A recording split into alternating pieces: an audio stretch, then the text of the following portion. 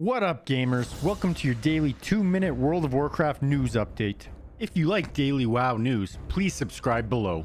Today we are going back to Hardcore Classic, where a familiar guild, Hardcore Elite, has had a massive setback in Molten Core.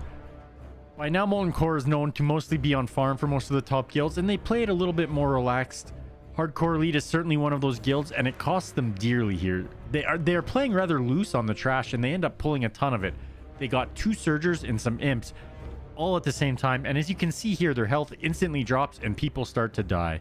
After a bunch of people die, they end up having to have no choice but to petri and leave the raid and try and force a TP out. In the end, 17 of the raiders have died to this mistake.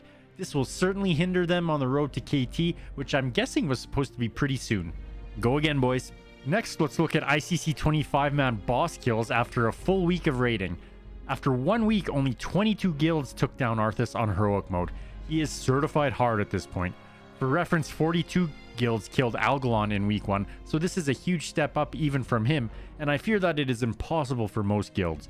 TOGC was a perfect tier for people to run GDKPs and Pugs, but I think both of those options will stall in ICC if your goal is heroic Lich King.